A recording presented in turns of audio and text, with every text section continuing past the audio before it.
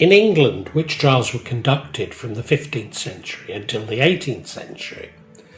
They're estimated to have resulted in the death of perhaps 500 people, 90% of whom were women. Normally, people sentenced for witchcraft in England were executed by hanging. An exception was made when the person had committed another crime, including heresy, for which people were executed by burning at the stake. The cases became more common in the end of the 16th century and early 17th century, particularly since the succession of James VI and James I of England to the throne. King James had shown great interest in witch trials since the Copenhagen witch trials in 1589, which had inspired the North Berwick witch trials in Scotland in 1590.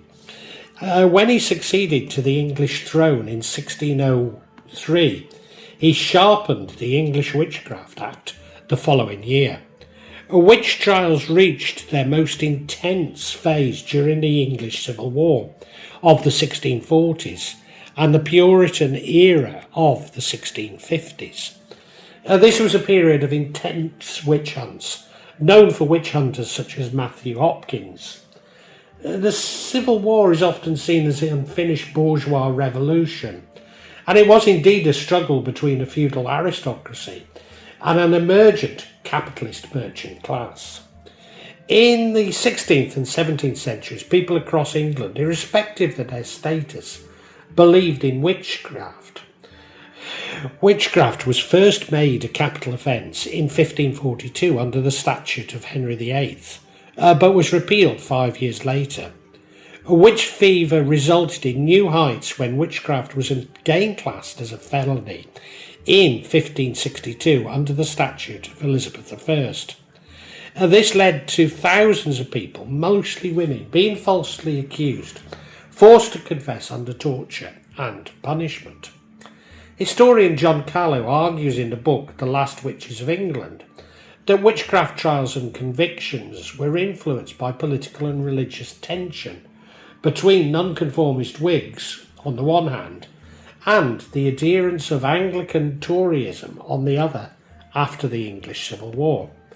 Although during the course of the Civil Wars, the whole parochial system came under stress between 1646 and 1660, the Church of England was technically dismantled.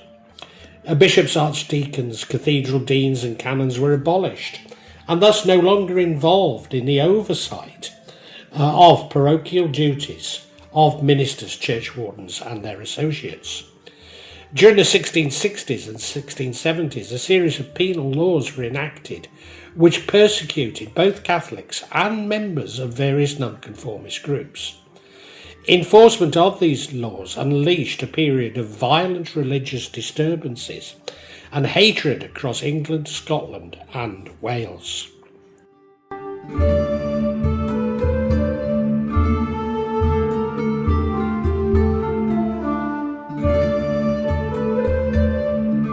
Witch trials and the enclosures of common land in early modern Europe were deeply connected processes that facilitated the rise of capitalism by transforming land use and disciplining the labour force. Accusations of witchcraft frequently targeted women who resisted the privatisation of land or were seen as impediments to new, strict property relations. The witch was a communist and terrorist of a time, which required a civilizing drive to produce the new subjectivity and sexual division of labour on which capitalist work discipline would rely. Federici. In 1773, the Parliamentary Act of Inclosures codified the enclosure of by feudal lords of the commons, the land common to all, available for growing of crops and grazing of cattle, and so with hedgerows, fences and walls are later to be joined by barbed wire and no trespassing signs. The enclosure of land and our separation from it began. Throughout the 18th and 19th centuries, Parliament approved roughly 5,000 enclosures displacing thousands of the peasant population. The enclosures would multiply with the expansion of the British Empire, as well as imperialism of other European nations, sanctioned and encouraged by their governments with various versions of a papal doctrine of discovery. Europeans, including those displaced by the enclosure movement, descended upon lands across the globe, assuming that by improving land and planting a flag, the land was theirs, ignoring the fact that vast numbers of people already lived there. The rush to gather up the spoils, the land and its landscape, soon to be deconsecrated and commodified, got ponderously underway. Simon Winchester.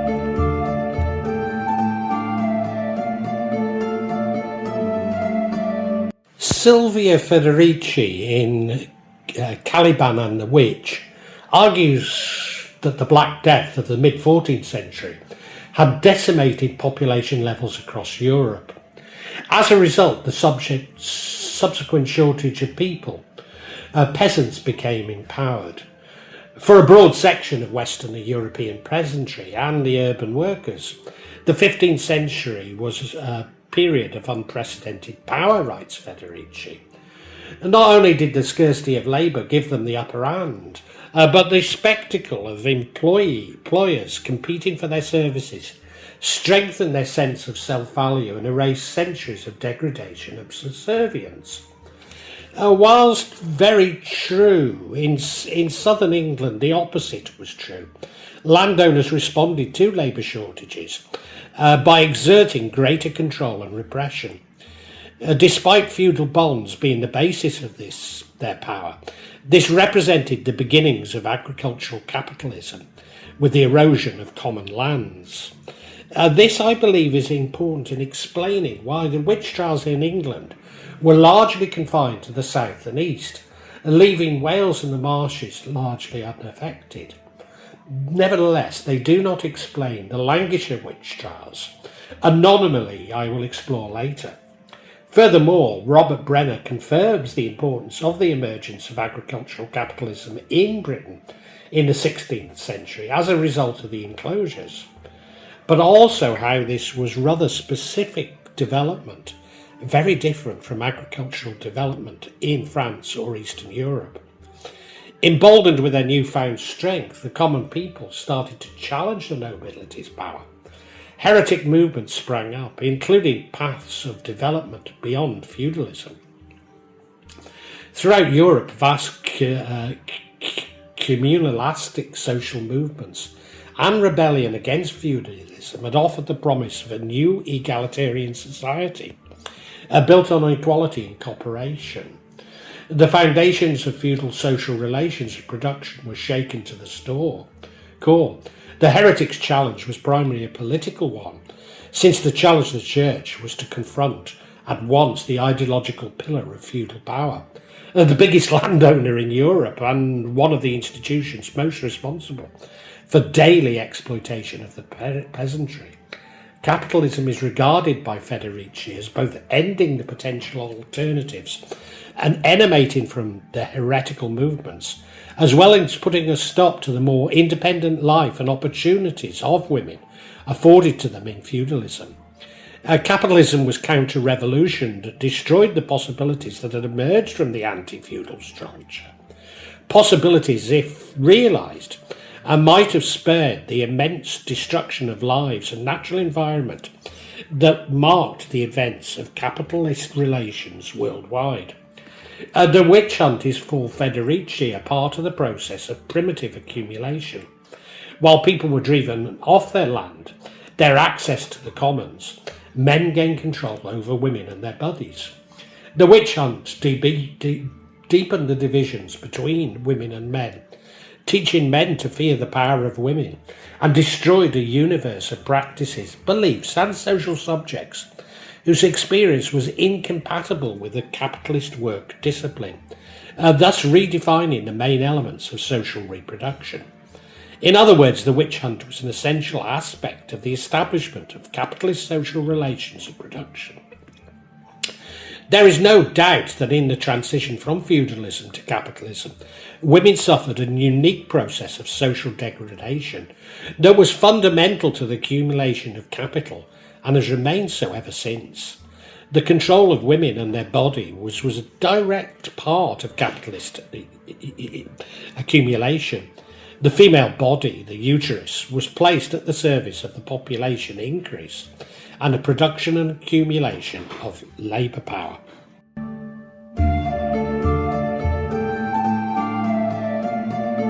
The enclosure movement shifted land from communal use to private ownership, creating a landless peasantry and deepening poverty, particularly amongst older, single or marginalised women. Accused witches were often poor women, cankerous or independent, who lived on or used the commons and resisted the capitalist restructuring of the village. Federici argues that the witch hunt was a form of primitive accumulation or a violent restructuring of society that, like enclosures, served to destroy women's autonomy and enforce their subjugation to domestic labour. Parallel to the enclosure of land, the witch trials enacted an enclosure of the body, tightening state control over women's reproduction, speech and social relations.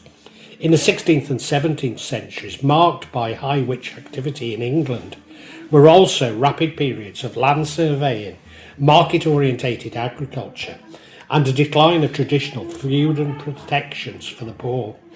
The witch trials helped to dismantle traditional community structures and knowledge systems, such as midwifery, which were deemed impediments to the emerging capitalist economy. This was most pronounced within southern and eastern England. Is no coincidence. These were the areas where the new capitalist class of merchants and traders began to assert their political and religious puritanical autonomy. Indeed, the Ketch Rebellion in Norfolk in 1569, July to August, was over enclosures. East Anglia ruled for 7 weeks from under an oak tree by Robert Kett and 16,000 peasants. The enclosures were locked up in Norwich jail for stealing the land. King Edward VI's army is twice turned back by the rebels, is then reinforced and defeats them. Almost certainly important, Norfolk was a major centre for sheep farming, and Norwich had become wealthy from the wool trade. Indeed, sheep farming was a major driver of the economy and the development of capitalist agriculture. Nevertheless, in common with southern England and adjacent areas of the Midlands and lowland Scotland, enclosures were well established within Norfolk and East Anglia by the time of the Civil War. Thus, the pressure on enclosures to the few remaining common lands, rather than wholesale movements of population, was to occur in upland Lancashire and the Scottish Highlands. With the merchants' new Puritan faith came a relaxation of the centuries-old strict Roman laws against usury. The debt trap was sprung and capitalism was born, illustrated by Reverend Ralph Jocelyn of Earl's Cone in Essex in 1644. God was good to me, outwards and homewards. When I came home, my good friend Mr. Halkerton sold a bag of hops for me, wherein I was advantaged £1 15 shillings. This was God's providence.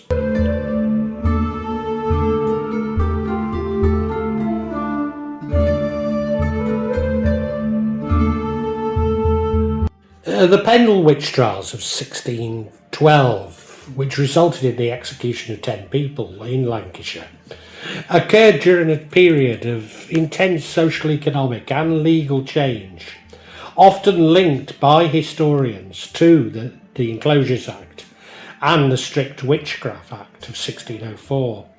A high proportion of witchcraft cases in Pendle involved disputes over money and property, or misfortunes involving milk and cattle, arguing that social and economic pressures influenced but did not determine the events of 1612. The trials were driven by poverty, local feuds and a heightened fear of witchcraft encouraged by King James I. The region was remote, lawless, and still held strong Catholic traditions, making it a target for Protestant authorities at the time. One of the accused, Alice Nutter, was unusual as she was a wealthy widow rather than a pauper, and it was thought that she was actually a Catholic woman caught in a net. Certainly the ruling elite were Protestant, and the magistrate Roger Nowell had already compiled a list of Catholic families in the area. It is this continued adherence to Catholicism which marks Lancashire out. Wales and the marshes, like Lancashire, differed dramatically from the southeast of England. Certainly Catholic beliefs prevailed within Wales and the marshes, but had been largely incorporated within Anglo-Catholicism. Although pockets of Catholicism did exist within Wales, as they did in the Highlands of Scotland, the very area most affected by the clearances, albeit much later than in England. Certainly in towns like Shrewsbury, the wool merchants formed a powerful dissenting lobby, as they did in Gloucester, but in Shropshire this was balanced by the Anglo-Catholic gentry. Whereas in Lancashire it was the poor and disposed who clung on to the Catholic faith. Enclosures also occurred in Lancashire, particularly near Pendle Forest, the site in 1612 of one of the most murderous witchcraft prosecutions. The memory of this enclosure was reflected in the name of the village where some of the witches were first examined, which was properly called Fence, home of the Chattocks. The Pendle area was part of the Forest of Pendle, which was undergoing significant changes as common law was increasingly enclosed and controlled by wealthy landowners. This forced many, including the accused families, into poverty. The case was taken up by the ambitious magistrate Roger Nowell, who was keen to enforce the 1604 Act. Nowell was a landowner and would have considered the Demdikes and Chattocks squatters on common land. Nevertheless, there is limited evidence to suggest his intervention was driven by personal greed, nor indeed that it wasn't. The accused individuals, Demdike and Chattocks families, were poor and operated as cunning folk, providing healing remedies and charm. This shift from subsistence economy to controlled land made it hard for them to survive, forcing them to beg.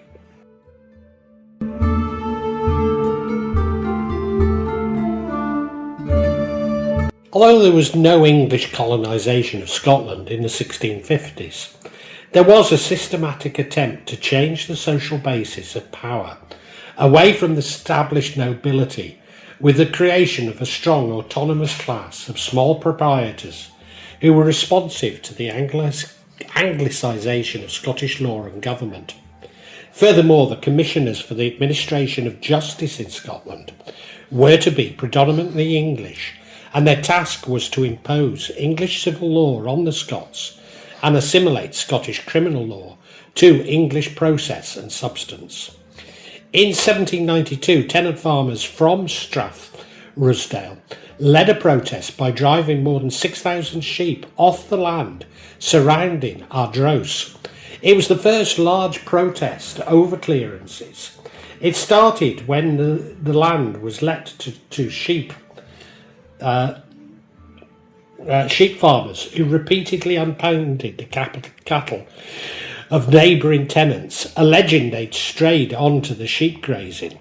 Eventually the owners of the cattle obtained the help of the tenants of a nearby estate and went to recover their stock after an angry confrontation. The Highland clearances were evictions of significant numbers of tenants in the Scottish Highlands and Highlands, mostly in two phases from 1850 to 1860.